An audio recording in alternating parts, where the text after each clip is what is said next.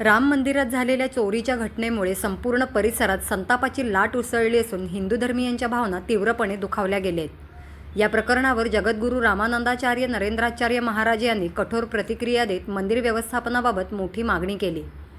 राम मंदिरात झालेली चोरी अत्यंत निंदनीय आहे। गोरगरिबांनी पै जमा करून मंदिरासाठी दिलेला निधी अशा प्रकारे लुटला जाणं ही लोकांच्या मनावर आघात आहे। या घटनेत पोलिसांनी कारवाई करत आरोपींना अटक केली असली तरी भक्तांच्या मनावर झालेली ठेच भरून निघू शकत नाही, असं त्यांनी म्हटलंय। तसंच मुस्लिम समाजाच्या मशिदी आणि ख्रिश्चनांच्या चर्चप्रमाणे हिंदूंची मंदिरही त्यांच्या धार्मिक आचार्यांच्या ताब्यात असावीत। त्यासाठी शंकराचार्य, रामानंदाचार्य, वल्लभाचार्य आदींची समिती गठीत करून मंदिराचा कारभार त्यांच्याकडे सोपवावा अशी मागणीही त्यांनी केली। राम मंदिरामध्ये जी चोरी झालेली आहे ती साहजिकच जो हिंदू धर्मीय माणूस आहे, सनातनी माणूस आहे, त्यांच्या हृदयाला ठेच पोचलेली आहे। झालेली गोष्ट अत्यंत निंदनीय आहे, असं व्हायला नाही पाहिजे होतं। यासाठी आमची मागणी आहे की ही जी मंदिरं जी आहेत ती गव्हर्नमेंट जे आपल्या ताब्यात ठेवतं, तर मंदिरं कशी चालवली पाहिजे त्याबद्दलचं प्रशिक्षण हे शासनाला नाही। शासन हे निधर्मवादी आहे।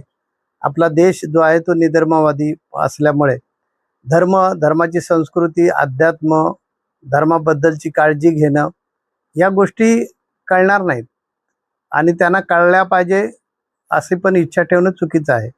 म्हणून ही जशी मुसलमानांचे जी मशीद आहेत त्यांच्या ताब्यात आहेत, ख्रिश्चनांच्या ज्या चर्च आहेत त्यांच्या ताब्यात, अशी हिंदूंची सर्व जी मंदिरे आहेत ती शंकराचार्य, रामानंदाचार्य, वल्लभाचार्य अशा आचार्यांची एक समिती सरकारने गठन करून त्यांच्या ताब्यात ती दिली पाहिजे असं मला वाटतं। कारण जी झालेली गोष्ट अत्यंत निंदनीय आहे। अर्थात आता शासनानं त्याच्यावर पाऊल उचललेलं आहे, ॲक्शन झालेले आहे, म्हणजे अटक वगैरे तर झाले, पुढे आता कोर्ट वगैरे होईल, त्याच्यातून काही निर्णय लागायचा तो लागेल। परंतु सनातनी लोकांच्या हृदयाला जी ठेच पोचली ती भरपाई कोणी भरून देऊ शकत नाही। तर आपल्या माध्यमातून आमचं म्हणणं आहे ही जी मंदिरं आहेत, आता इतर मुसलमान आहेत, ख्रिश्चन आहेत किंवा अन्य धर्मीय लोक आहेत, यांच्या मंदिरांची व्यवस्था जी ती त्यांची ते लोक सांभाळतात। उदाहरणार्थ वक्फ बोर्ड आहे मुसलमानांचं, ते सांभाळतं।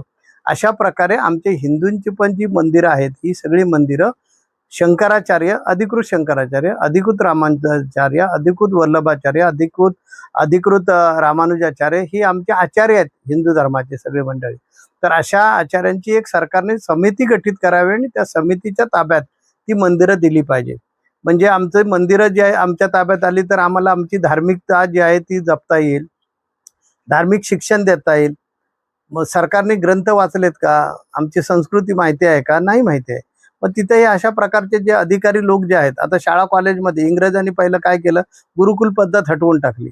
त्यामुळे गुरुकुल नाही, त्यामुळे अध्यात्माचं ज्ञान नाही, शाळा कॉलेजेसमध्ये अशा प्रकारचा अभ्यास नाही। त्यामुळे प्रशासनाच्या मार्फत येणारे जे अधिकारी आहेत त्यांना ह्याच्यातला अध्यात्माचा अभ्यासच नाही। पाप पुण्य किंवा लोकांची भावना ह्याच्याशी काही संबंध नाही, तर अशा गोष्टी घडणारच। त्यामुळे हे अभिप्रेतच होतं की जिथे शासन आपला अंकुश ठेवेल आणि हे आध्यात्मिक धार्मिक स्थळ जिथे ठेवेल तिथे कर्मचाऱ्यांना माणूस येणार, माणूस म्हटलं की तो चुका करणार। त्यामुळे त्याच्यावर जे आध्यात्मिक संस्कार पाहिजेत ते नाहीत। म्हणून मी या चोरीनंतर माझ्या मनात असा विचार आला की सरकारकडे सर्व सनातनी लोकांनी प्रयत्न केला पाहिजे, मागणी केली पाहिजे आणि शासनानं हिंदूंचं जसं वक्फ बोर्ड आहे तशा प्रकारची आमची धार्मिक एक समिती स्थापन करून, आम्ही अधिकृत लोक आहोत, आम्ही रामानंदाचार्य आहेत, वल्लभाचार्य आहेत, रामानुजाचार्य आहेत, आमचे 4 शंकराचार्य आहेत, यांची समिती स्थापन करून त्यांच्या ताब्यामध्ये ही मंदिरं दिली पाहिजे। तुम्ही देखील राम मंदिरासाठी जवळपास कोट्यावधी रुपयाचा निधी दिला। हा, आम्ही 2,53,00,00,000 रुपयांनी वरती काहीतरी पैसे दिले।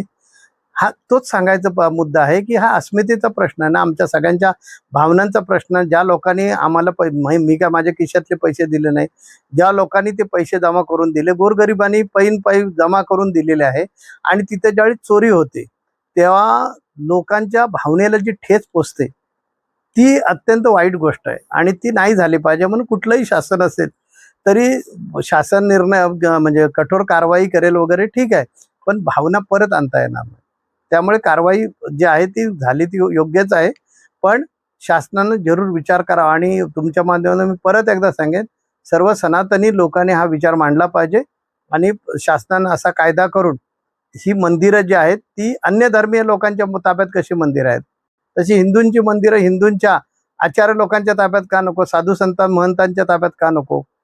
ती द्या ना. शंकराचार्य हे म्हणजे सर्टिफाईड व्यक्तिमत्व आहे, रामानुजाचार्य सर्टिफाईड व्यक्तिमत्व आहे.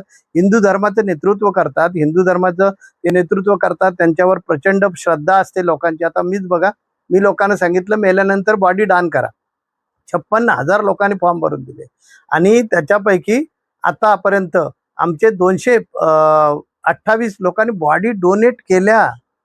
असं नाही आहे की फक्त फॉर्म भरून दिले.